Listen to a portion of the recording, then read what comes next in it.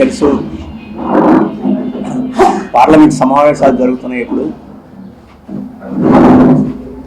26 నుంచి పార్లమెంట్ సమావేశాలు ప్రారంభమైన ఇప్పటి వరకు ఏ అంశం మీద పార్లమెంటు చర్చ చేయలేకపోయింది. దీనికి ప్రధాన కారణం మోడీ నాయకత్వాన ఉన్న బీజేపీ కేంద్ర ప్రభుత్వం. ప్రతిపక్షాలు కొన్ని ముఖ్యమైన అంశాలను లేవనెత్తిన వాటి గురించి చర్చించడానికి కేంద్ర ప్రభుత్వం సిద్ధం కావడం లేదు. మొదటి అంశం అదానీ ముడుపుల కుంభకోణం. ఈ అంశం గురించి చర్చించడానికి ప్రభుత్వం ముందుకు రావడం లేదు. రెండవది మణిపూర్లో మారణకాండ జరుగుతుంది, అల్లకల్లోలం జరుగుతుంది. దాన్ని నియంత్రణ చేయడంలో వైఫల్యం ఉంది. దాని గురించి చర్చించడానికి ముందుకు రావడం లేదు. మూడో విషయం, దేశంలో వివిధ ప్రాంతాల్లో మసీదులు లేకపోతే ప్రార్థనా స్థలాల క్రింద ఎప్పుడో పురాతన కాలంలో దేవాలయాలు ఉన్నాయని చెప్పేసి పేరుతో వివాదాలు చాలా ఎక్కువగా ప్రారంభమయ్యి అది చాలా విపత్కర పరిస్థితులకు దారి తీస్తున్నాయి. దీని గురించి కూడా చర్చించడానికి ప్రభుత్వం ముందుకి రావడం లేదు. మహారాష్ట్రలో ఎన్నికల సందర్భంలో సాయంత్రం 5 గంటలు పోలింగ్ ముగిసిన తర్వాత 55 లక్షల ఓట్లకు పైగా నమోదు అయినాయి. అంత పెద్ద ఎత్తున ఒకవేళ క్యూల్లో నుంచున్నారు, వారు కూడా ఓటు వేశారు అని చెప్పేసి అనుకున్నా, అంత పెద్ద ఎత్తున పోలింగ్ జరిగిన సందర్భాలు లేవు. అక్కడ ఎలక్షన్ కమిషన్ అశ్రద్ధ మూలంగా కానీ ఇతర అంశాల మూలంగా కానీ చట్ట విరుద్ధమైన పద్ధతిలో కార్యక్రమాలు జరిగినాయి అని చెప్పేసి అనుమానాలు వ్యక్తమవుతున్నాయి. దీని గురించి చర్చించడానికి కూడా కేంద్ర ప్రభుత్వం ముందుకు రావడం లేదు. అందుకే సభ స్తంభించిపోయింది.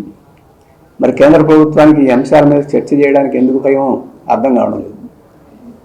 వీటిల్లో నేరుగా బీజేపీ లేకపోతే వ్యక్తులు, వాళ్ళకి సంబంధించిన విషయాలు, దేశానికి సంబంధించిన విషయాలు, వీటిని చర్చించడానికి పార్లమెంట్లో చర్చిస్తే ప్రజలు తెలుసుకుంటారు విషయాలు. ఒకవేళ ప్రభుత్వం వైపు నుంచి తప్పు లేకపోతే దానికి ప్రతిష్ట పెరుగుద్ది. కానీ చర్చకి సిద్ధం కావడం లేదంటే ప్రభుత్వం యొక్క వైఫల్యాన్ని కప్పు పెట్టుకోవడానికే ఈరోజు కేంద్ర ప్రభుత్వం ప్రయత్నం చేస్తుందని స్పష్టమవుతుంది. అదానీ ముడుపుల కుంభకోణం విషయంలో చూస్తే ఈరోజు సెకి అంటే కేంద్ర ప్రభుత్వ సంస్థ దాన్ని అడ్డం పెట్టుకొని రాష్ట్ర ప్రభుత్వాల మీద ఒత్తిడి చేసి ఎక్కువ ఖరీదుకి విద్యుత్తును కొనుగోలు చేసేట్టుగా ఈరోజు ఒప్పందాలు జరిగినాయి.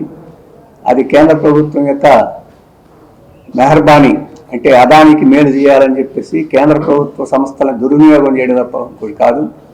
అది కేంద్ర ప్రభుత్వ పెద్దల యొక్క జోక్యం లేకుండా జరగదు.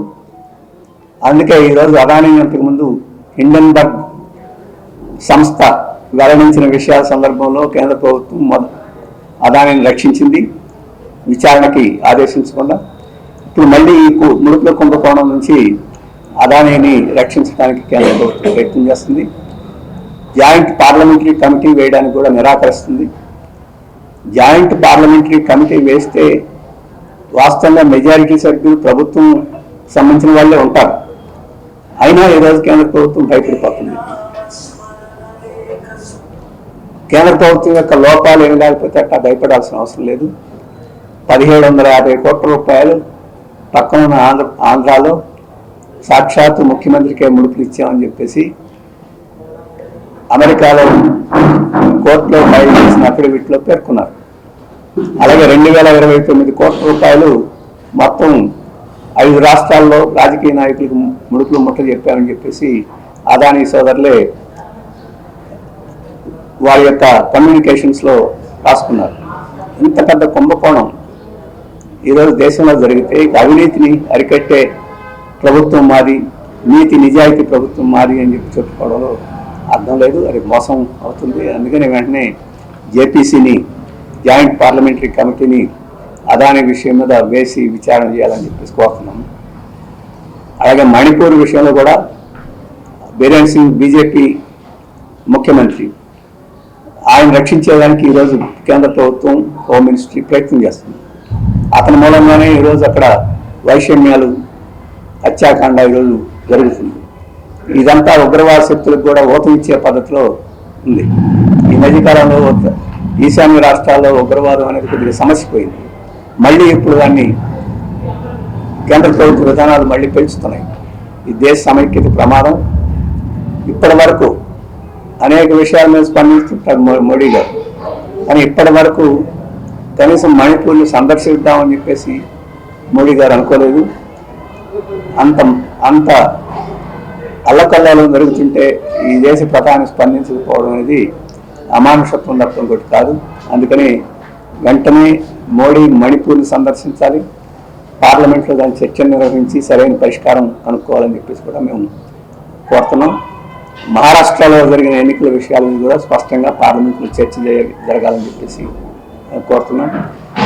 ఇక్కడ రాష్ట్ర ప్రభుత్వం రేవంత్ రెడ్డి గారు అదానితో చేసుకున్న ఒప్పందాన్ని